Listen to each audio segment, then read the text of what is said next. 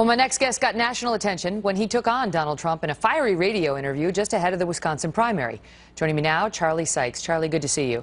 And sure enough, Trump went on to win, to lose the state of Wisconsin, but win the GOP primary. And nonetheless, you say you remain never Trump. Before I ask you about Paul Ryan, why? Because you know the argument against that is that's a vote for Hillary Clinton. Yeah, well, you know, Donald Trump is a serial liar, a con man who mocks the disabled and women. He's a narcissist and a bully, a man with no fixed principles, who has the vocabulary of an emotionally insecure 9-year-old. So, no, I don't want to give him control of the IRS, the FBI, and the nuclear codes. That's just me. Tell us how you really feel. Doesn't sound like there's a whole lot of wiggle room there, Charlie. Well, yeah, I mean, I do see, you know, the rats swimming toward the sinking ship, but at some point, if you understand, and this is not just ideological, it's not just the fact that he's abandoned one position after another, or that he has the penchant for internet hoaxes or conspiracy theories. I mean, a week ago tonight, remember, he was peddling the notion that Ted Cruz's dad had something to do with the JFK assassination. So there are people who say that just because of party loyalty, we're supposed to forget all of that. I just don't buy that, because I've cautioned, my fellow conservatives.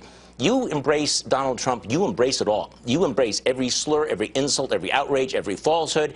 You're going to spend the next 6 months defending, rationalizing, evading all that. And afterwards, you come back to women, to minorities, to young people and say, you know, that wasn't us. That's not what we're about. The reality is, if you support him to be president of the United States, that is who you are, and you own it. How do you see this shaking out then in November? Well, I think that it's likely to be a blowout for the Democrats, and so you asked me about whether or not being never Trump is a vote for Hillary. I can't control the outcome of that campaign.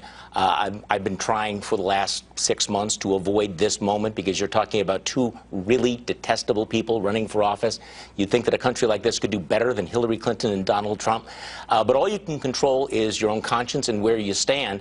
And I think that what I hope is that conservatives manage to come out of this with their integrity and their dignity and their principles intact. What do you make of Paul Ryan and the dust-up with Trump?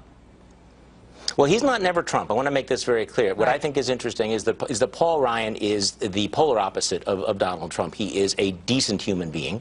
He is deeply intellectually serious and deeply engaged in policy, none of which Donald Trump is.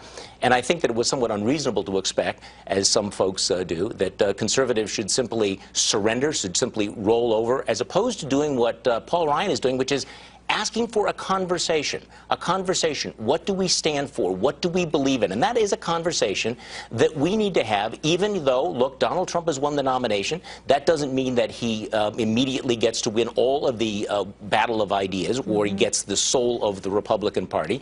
And I think that Paul Ryan just kind of wants to know which Donald Trump is it going to be? What does Donald Trump stand for?